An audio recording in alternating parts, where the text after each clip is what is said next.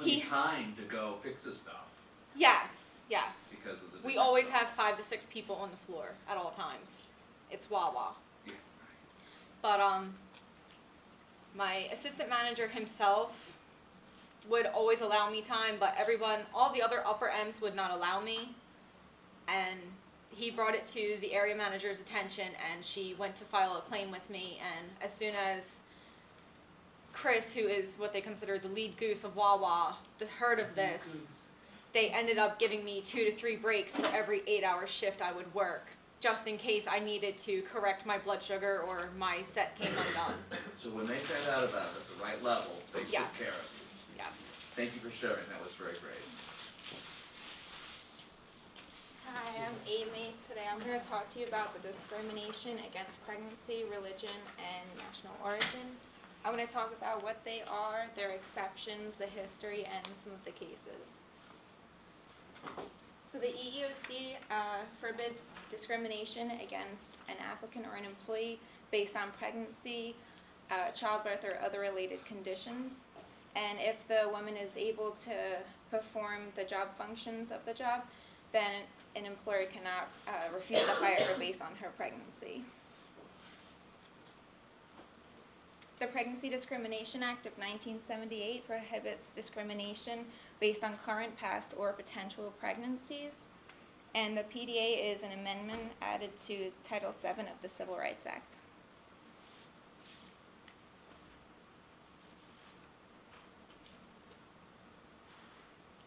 An employee who is temporarily disabled due to pregnancy issues must take disability leave, and they should be treated like any other temporarily disabled employee within the workplace.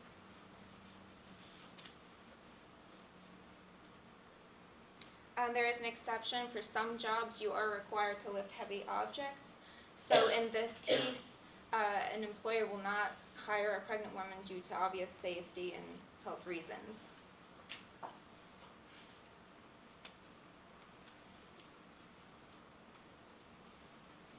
So the Pregnancy and Discrimination Act started in 1976 when the employer of General Electric Company did not offer their disability benefits plan to those with disabilities due to pregnancy issues. So the FEMA employees actually grouped up and they sued the company together, and they won the case 2 years later. For this case, the plaintiff left Walmart due to her first pregnancy, and when she came back, they did not hire her due to assumptions that it would happen again. So she filed a charge of discrimination and won the case with $250,000.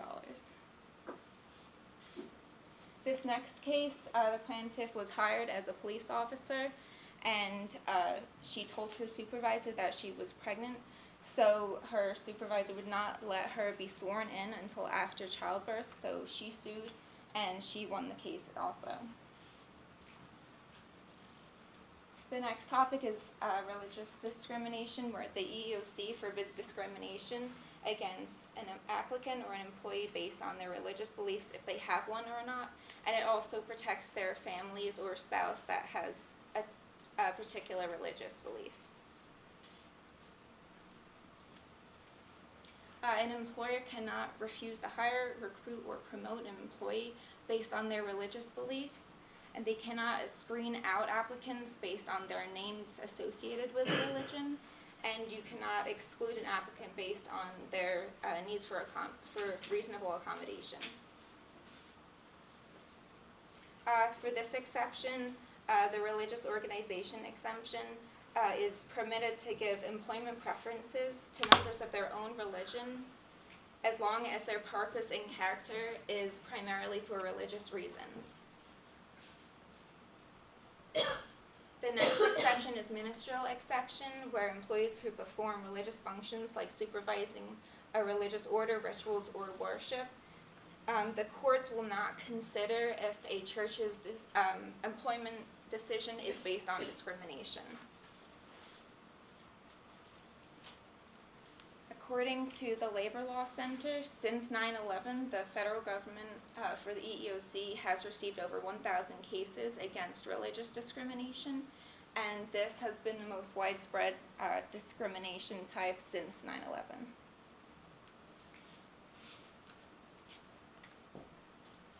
For this case, four applicants of Muslim faith wore headscarves, and for the interviews, the interviewer asked if they would take off their headscarf due to dress code, and they refused to take it off, and they were not hired for that reason, so they sued and they won this case. The next topic is discrimination against national origin, where the EEOC forbids discrimination against someone's national origin if they are from a particular country or their ethnicity, or if they have an accent. It also protects their family or spouse because of their national origin. During an interview, an employer should never have to ask you about your citizenship or immigration status. However, if the job is offered to you, you are required to prove evidence that you're legally authorized to work in the U.S. within the first 3 days of employment. And this brings us to the Immigration and Nationality Act, where it protects individuals from employment discrimination based on their immigration or citizenship status.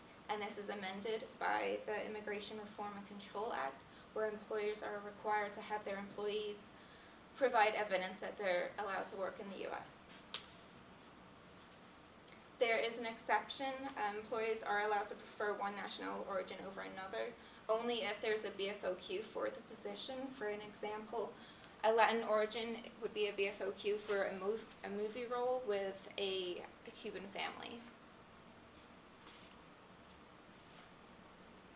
In this case, the company enforced English proficiency requirements for an entry-level position after a Hispanic applicant was offered the job. He filed a lawsuit for discrimination, and the company were required to conduct 3 hours of diversity training for the managers annually.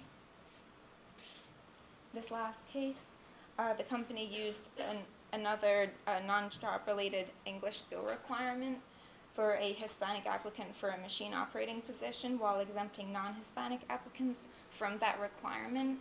And due to this, the plaintiff won the case for almost $2 million. And lastly, my neighbor, she was pregnant a couple of years ago, and she went in for a job interview, and the interviewer asked about her pregnancy and when she would be due, and she was not hired for that reason. And she did not sue or anything, but she was able to collect unemployment. But again, you should not be asking about those questions during an interview. So next is Lindsay. Okay, you're gonna hate me. Is this on pause again? Yeah, it is. Okay, some questions. The heavy lifting piece, if you're pregnant, and you said the employer perhaps wouldn't hire you. Say you're a UPS company and you have heavy lifting requirements. You still can't ask the applicant if they're pregnant or going to get pregnant, right? No, you can, but if there's signs that she is pregnant, it's not best just because of doctor's notes or for her benefits anyway. I can just see me asking, are you pregnant? Yeah, but she shouldn't be applying for that job anyway. There's a lot of, in all these things we're talking about, there's a lot of self-selection. Guys aren't going to really apply to be Victoria's Secret angel sort of a thing, but some of it's not. Another question, after 9/11, I have a friend, it's more of a point, that installs elevators, right, for like Otis. And they have some Muslims, people of Islam, that do the 4 prayers a day. Mm-hmm. But installing an elevator, where do they do that? So they walk out into the hallway of the company that they don't actually work for and put down their prayer mats and pray. What do you think about that? I mean, the company says, no, we don't want them doing that. It's deflecting the flow of people. Well, as long as it's not like interrupting the workspace or anyone around them, they should be allowed. But they're in the hallway. The companies that are saying, yes, it's interrupting the flow. Yeah. They could just put it in, they could do that in a different room if there is one. I don't think there's necessarily an answer. That's a Yeah. reasonable answer, but But any after job 9/11, should, this became a very serious issue, as you stated. yeah, but any job should accommodate for that reasoning. It's just, since it's a different company, they Yeah. say, anyway, thank you. Well,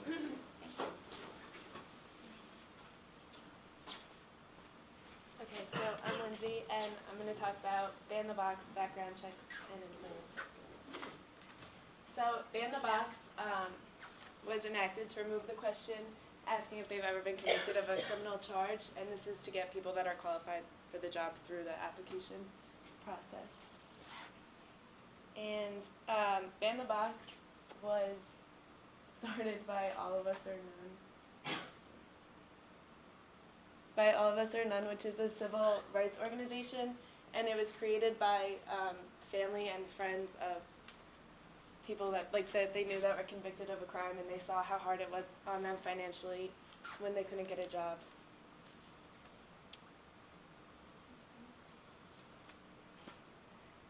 Ban the Box really took off because it was enforced strongly by Obama, and he told federal agencies to remove the question from the application so that other states would start to do it as well. And he said that it's not to ignore the conviction and it's still important to know, but that people need more of a chance.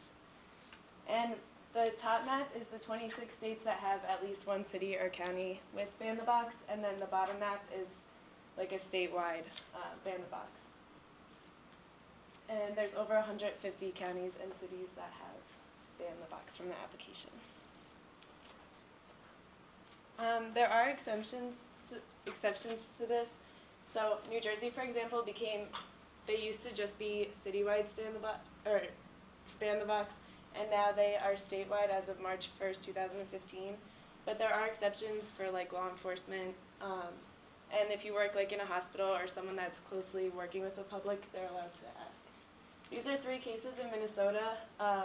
They had Ban the Box statewide, and the Elgin Milk Services still continued to ask, so they were fined a monetary fee for it, and Target and 3M were found that their applications were still asking people in Minnesota, but they just said that it was on older applications.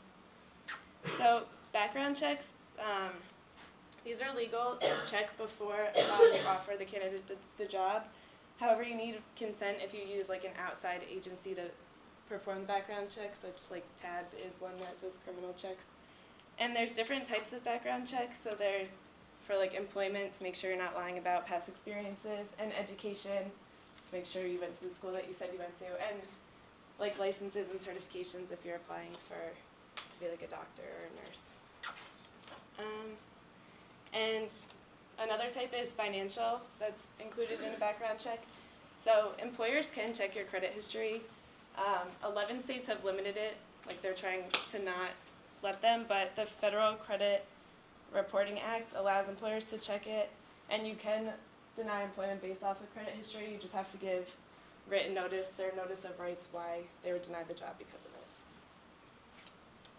it. The criminal background check can be done as well, but with consent, and for states that have Ban the Box, you can't do the criminal check until after you have a round of interviews, so it could be over the phone, a face-to-face interview, but you have to get them through the door before you can check their criminal background.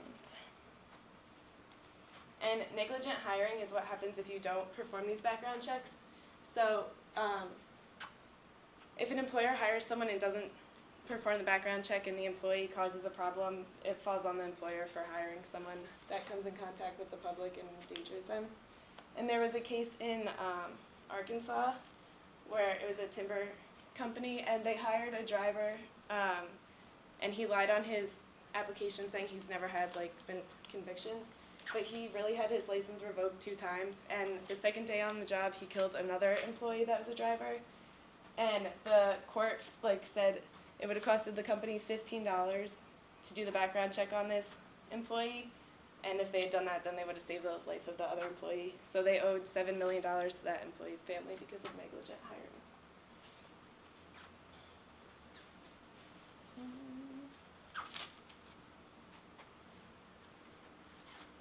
For drug testing is legal, but you're only allowed to do it after you offer a job, so you can offer the job and say it's contingent upon the drug testing. And there's 5 different types of drug testing. There's urine, blood, hair, saliva, and sweat.